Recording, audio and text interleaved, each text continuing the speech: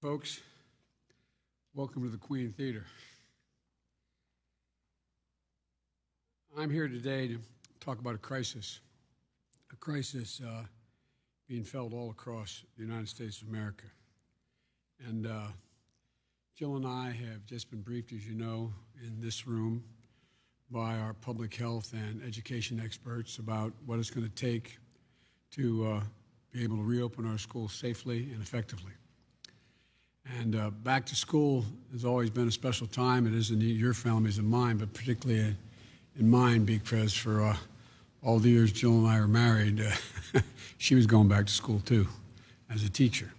Jill's an educator, and she'll be the first one to tell you that this should be a season of promise for our country. Times when classrooms are crackling with the possibilities of the new year, students' hopes, and all about the future. But this year, we're facing the most difficult circumstances, and we're seeing an awful lot of heart and a lot of grit from our educators, our students, and to try to rise to the occasion here.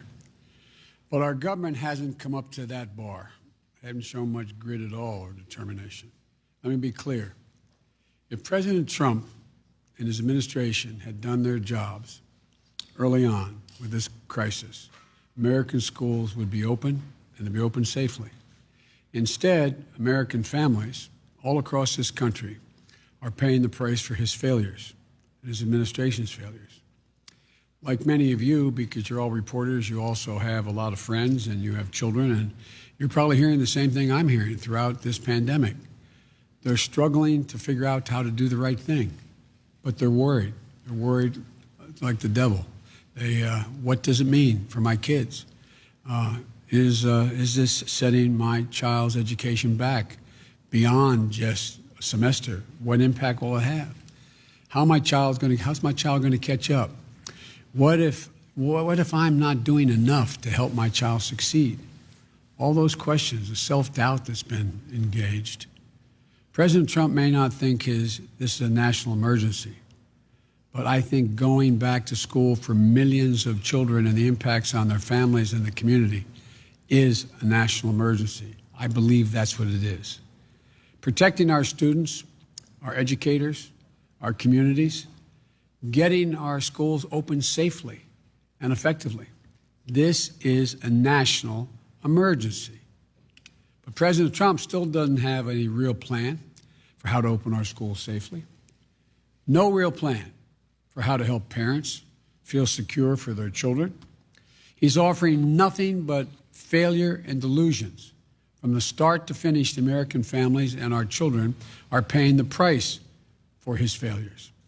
Failure to take this virus seriously early on in January and February, and it spread around the globe. Failure to take steps we needed back in March and April to get this pandemic under control, to institute widespread testing and tracing, to control the spread. Failure to provide clear national science-based guidelines to state and local authorities. And failure to model even basic responsibility like socially distancing and wearing a mask. And failure to make sure educators and administrators have the equipment, the resources, and the training they need to open safely under the circumstances we find now. Donald Trump and Secretary DeVos haven't stepped up, and we're all seeing the results. Millions of students are now starting the new school year in the same way they finished the last one, at home. At home. Parents are doing their best, but more and more we're finding themselves at wit's end, struggling to balance work and childcare and educational duties, or worrying about their lost paycheck and how they'll make ends meet while trying to keep their kids on track with remote learning. Educators are taking on countless hours of additional training to learn how to use remote learning tools so they can still be there for their students, but they're worried about all the kids who used to count on our schools, all those children who need it so badly, and particularly those children who need more than the education. They provide their meals and safe places to spend the day. You know, We're all concerned about making sure COVID-19 doesn't further exacerbate the disparities that already have existed in our educational system for so many poor children and in so many communities of color. It's unacceptable. And it can't go on like this. We all want our schools to reopen safely, with a plan that prioritizes the health of our students and our educators and staff alike. I laid out my plans back in June and July, a roadmap for how to reopen safely and effectively. You can read them by going to joebiden.com. We need straightforward, common sense solutions, but Trump refuses to act, starving schools of the needed funding they need now. Now. They needed it beginning of the summer. Now, Trump's FEMA director is cutting schools loose.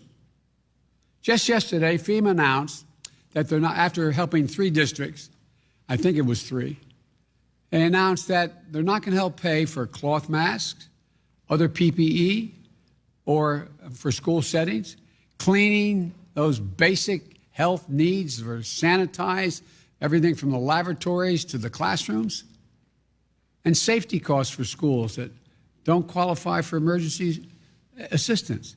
This is an emergency, Mr. President. This is an emergency. And Donald Trump and his FEMA should treat it as one. If I were president today, I'd direct FEMA to make sure that our kids K through 12 get full access to disaster relief and emergency assistance under the Stafford Act. I'd make sure that PPE and sanitation supplies for school qualify as emergency protective measures, which is a phrase they use, to fully be eligible for federal assistance. On top of that, I'd be working with the leaders of Congress now, today, to pass emergency packages for schools so they have the resources they need in order to be able to open safely.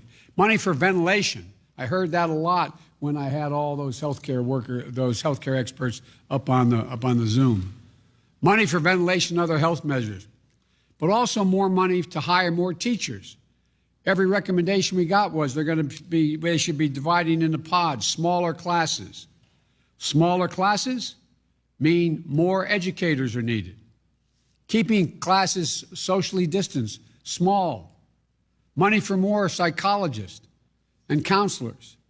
I introduced legislation a long time ago I proposed legislation a long time ago. We have one school psychologist every 1,507 children in school. And the health care, the mental health that our children need now, the anxiety they're feeling at home, in going to school, not being able to go to school. The nation's superintendents of schools have estimated that they'll need at least $200 billion to support K through 12 schools throughout the year for safe reopening. And we need the money to hire educators as well for our four-year colleges and universities, for community colleges, for HBCUs, for minority-serving institutions. Democratic leaders are ready to get this done. They've already proposed such legislation. Mr. President, where are you?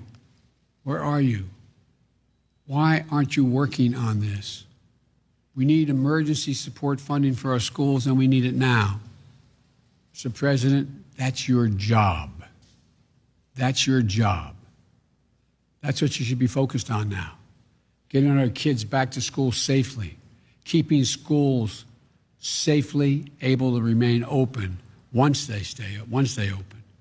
Not whipping up fear and division, not inciting violence in our streets. Get off Twitter and start talking to the congressional leaders in both parties. Invite them to the Oval Office. The Oval Office. And stop your boast about never being seemed at what you can do anything. You always talk about your ability to negotiate. Negotiate a deal. A deal for somebody other than yourself. Now I'm happy to take questions you may have. I guess staff's going to call on whoever. Fire away. Great. MJ?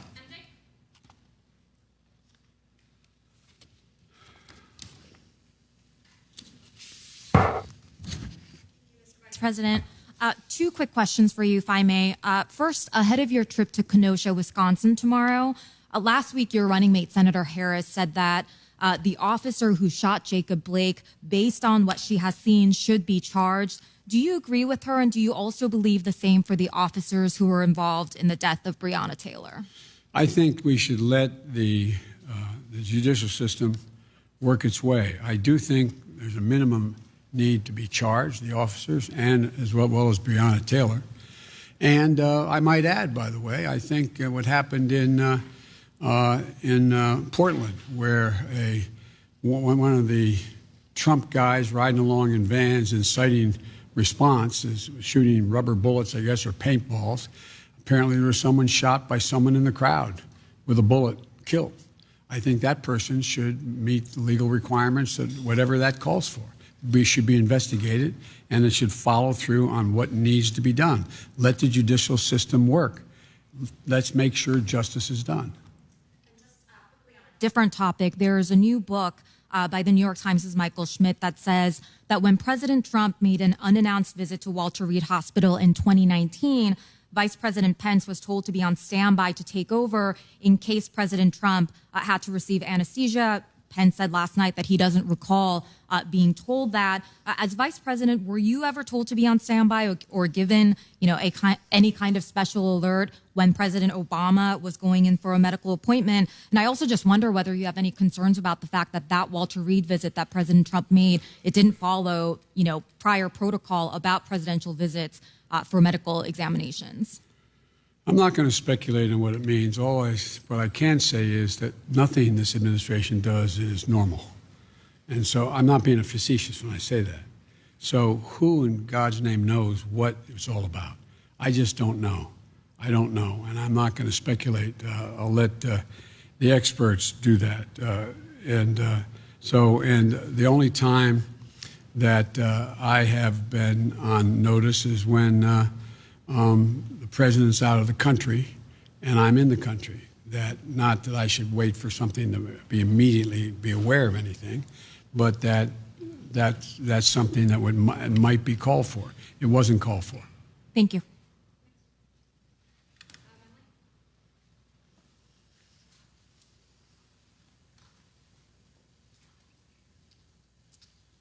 Thank you, Mr. Vice President. Yeah. On this visit to Kenosha tomorrow, local Democratic officials, including the governor, had previously discouraged President Trump from visiting. And just yesterday, the president of the local NAACP said he didn't want to see either of the candidates, including yourself, visit, that this is such a sensitive situation in the city. Why is now the right time for you to go to Kenosha, and what do you hope to accomplish tomorrow? Well, we've spoken to all the leaders up there, and although I have an outstanding call with the governor, we've dealt with the staff, and there's been overwhelming requests that I do come, because what we want to do is we got to heal, we got to put things together, bring people together. And so my purpose in going will be to do just that, to be a positive influence on what's going on, talk about what need be done, and try to see if there's a beginning of a mechanism to bring the folks together. We have to heal. This is about making sure that we move forward. And so I've gotten advice from sitting members of the Congress and the Senate as well to go, and that I should go. And I'm not going to do anything other than meet with and meetings with community leaders, as well as business people and other folks in law enforcement, and to see, start to talk about what has to be done. I'm not going to tell Kenosha what they have to do, but we have to do together. The idea that we are saying, the president's encouraging people to retreat to their corners and keep this moving is just a mistake. I've spent my whole life, including in this city you're in right now, bringing people together, bringing the community and police officers together, bringing business leaders and civic leaders together. And so that's my purpose in going. And on the fact that you're traveling to Wisconsin at all, I believe this is only the third time in the last few months since the onset of the pandemic that you'll be on a plane. You've talked about how you want to make sure you follow all of the advice of your doctors in terms of campaigning safely. But the question we keep hearing from voters, from others, is why aren't you out there more? You may be aware the president was calling into question your campaign schedule today. How far are you willing to push the envelope of what's safe in order to get your message out and to be among the voters, speak to them directly? Well, I think my message is getting out based on what all the polling data shows and the millions of people who've watched what I've had to say and the circumstance in which I've said it. But I would like to get out more. But I think a president has a responsibility to set examples, set the right example for how to get out. Not go out and not wear a mask, and not to have large crowds of people standing next to one another not wearing masks, not being the potential cauldron for significant outbreaks of COVID. And so what I've done is I've met with, via what I did this morning with the medical experts. And so we've worked out a protocol where how I get in the plane, what kind of plane I get on, how it's sanitized, how I engage people. It's like when I'm engaging all of you everywhere I go. It's always at a safe distance, and everybody's wearing masks. And the vast majority of people that I'm meeting with that come into my home and staff and the like, they're all tested as well. So I'm just trying to set the example. Wearing the protective gear, the mask, which I have with me, I'm able at this distance to take it off, number one. Number two, making sure that we proceed in a way with adequate social distancing and do it the right way. And last quickly, they announced the format and the moderators of the presidential debates today. NBC's Kristen Welker batting cleanup for that last presidential debate. Is there anything, you've said you'll participate, is there anything that could dissuade you from participating, and how have you begun to prepare? Well, I've begun to prepare by going over what the president has said, the multiple lies he's told. What I'd love to have is a crawler at the bottom of the screen, a fact checker, when we speak. If we really wanted to do something, I think that would make a great, great debate if everything both of us said was instantly fact checked by an agreed to group of people out there that we move forward. But that probably wouldn't get very far in the debate. No, I'm looking forward to debating the president, and I'm going to lay out as clearly as I can what I think we have to do to bring this country back and build it back better. And I'm looking forward to the debate. That's great.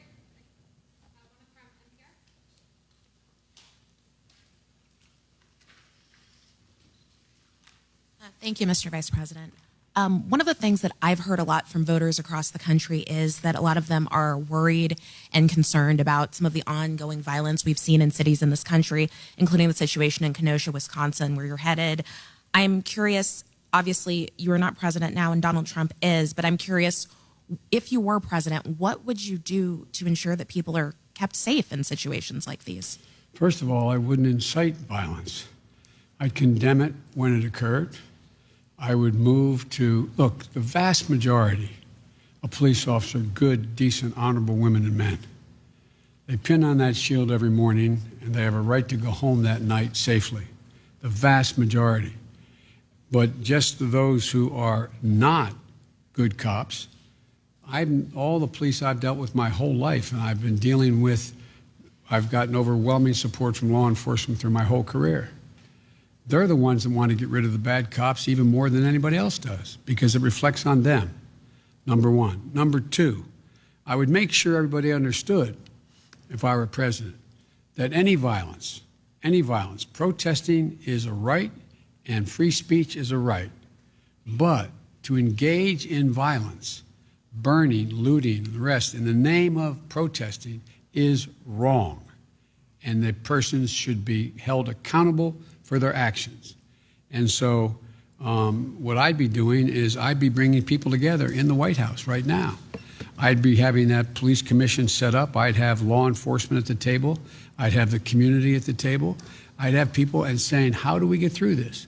What do we do to deal with this? Because I believe the vast majority of the community at writ large, as well as law enforcement, want to straighten things out, not inflame things. But this president keeps throwing gasoline in the fire every place he goes.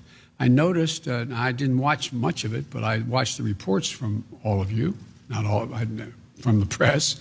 And, when he was asked about what should be done with regard to a young man shot in the back 7 times in front of his children, I didn't hear much of anything come from him.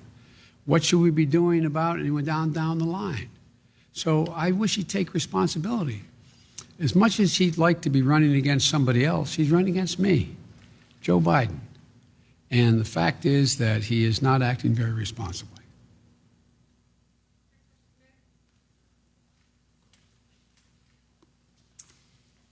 Mr. Vice President. You've outlined. I'm sorry. Where am I? Over here? Okay. You've outlined your plan to reopen schools safely, but what about what happens in the interim? Right now, millions of parents across the country are facing this very impossible task of trying to work full-time right. and help their children full-time to learn virtually. What is your message to these parents, and what can you do to help them while you work to reopen schools?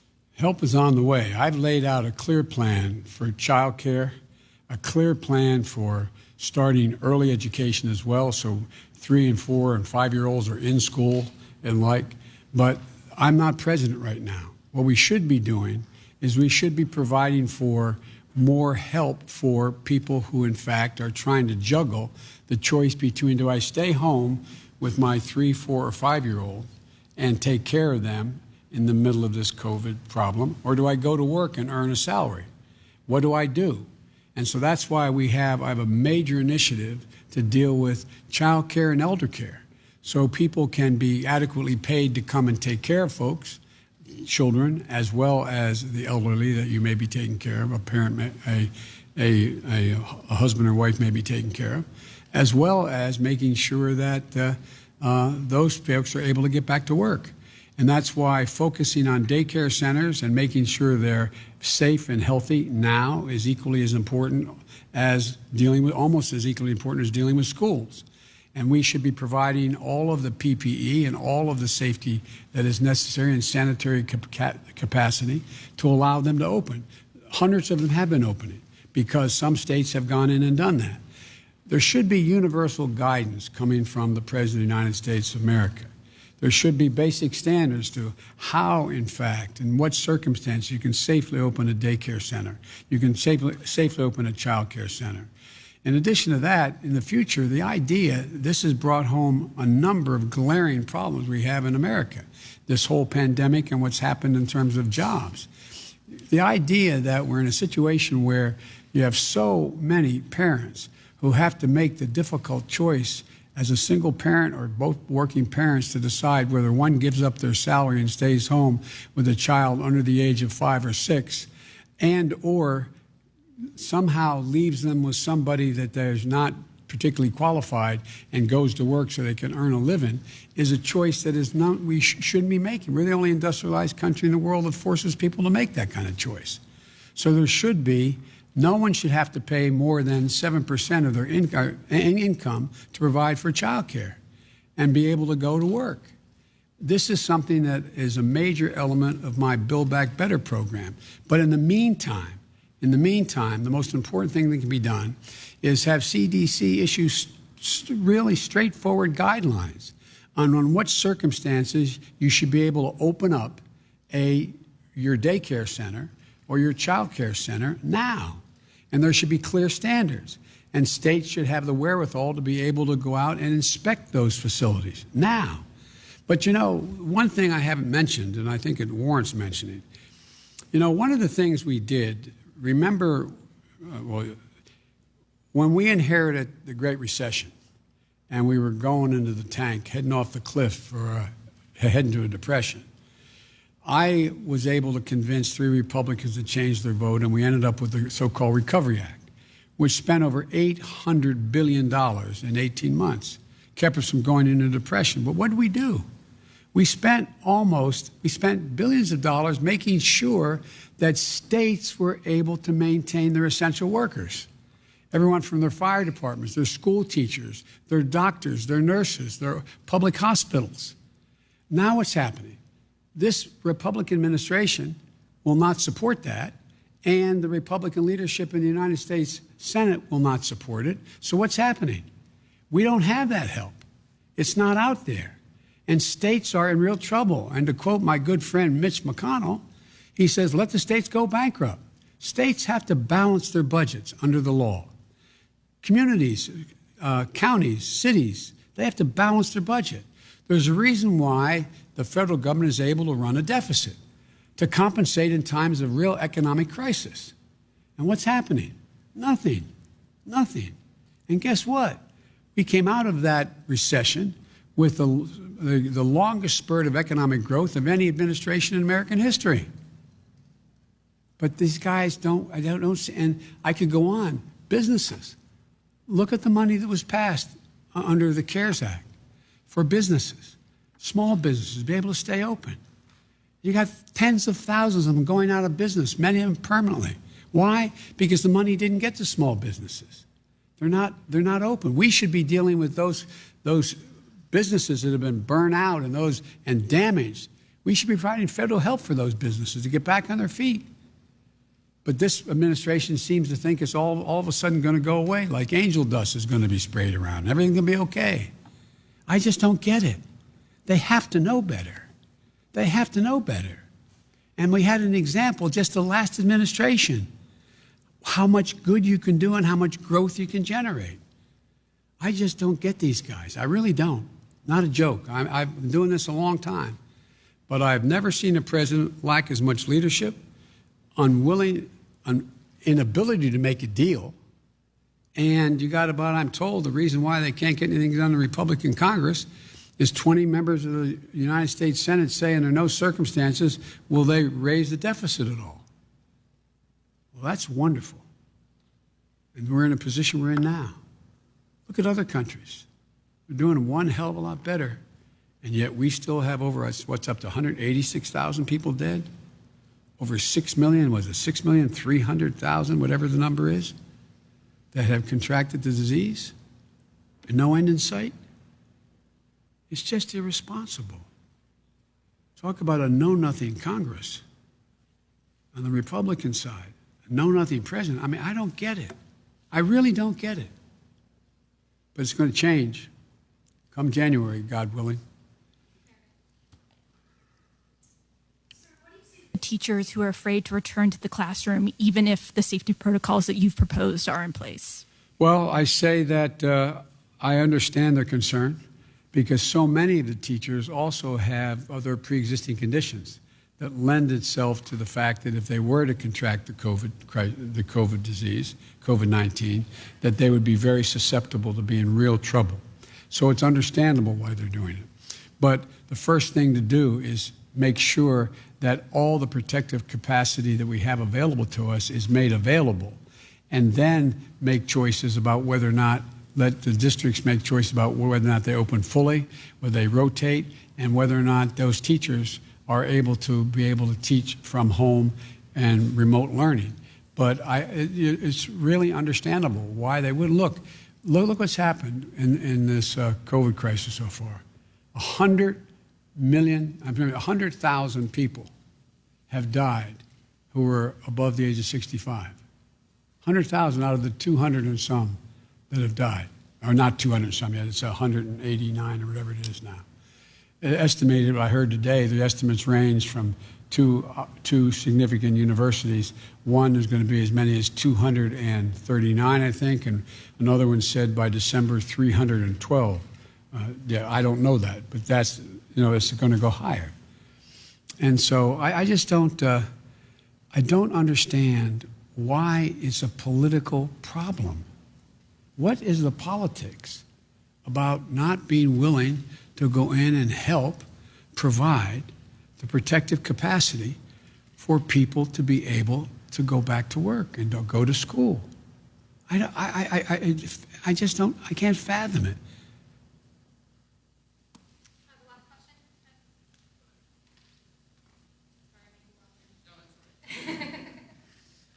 Thank you, Mr. Vice President.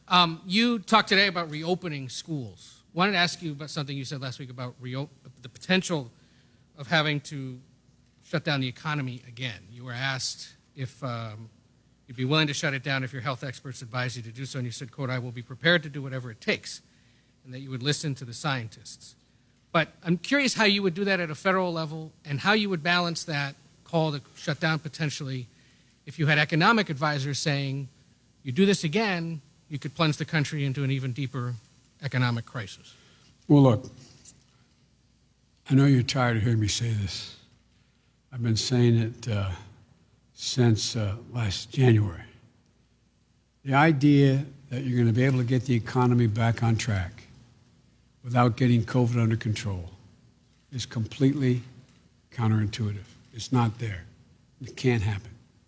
So unless we're able to deal with the disease and drastically cut its impact on people's confidence of being able to either go to work or walk into a business or do business, then it doesn't matter a lot.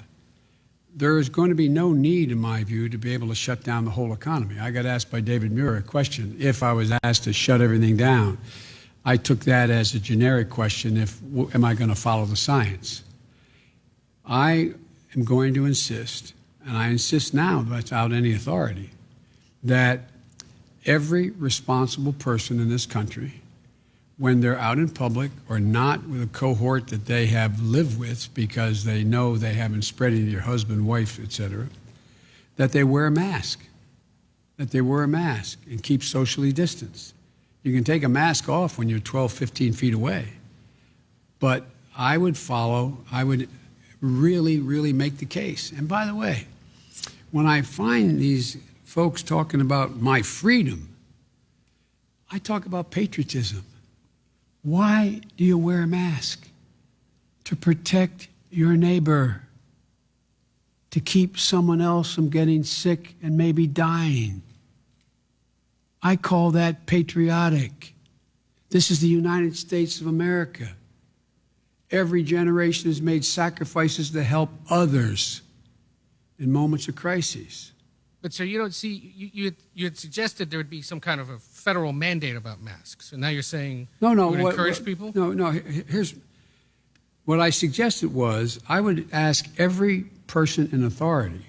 There's a question whether or not a president under the Constitution could mandate everyone wear a mask. And remember, all during the primary, I'd have a lot of people telling me I would, by executive order, do. I'm a constitutionalist.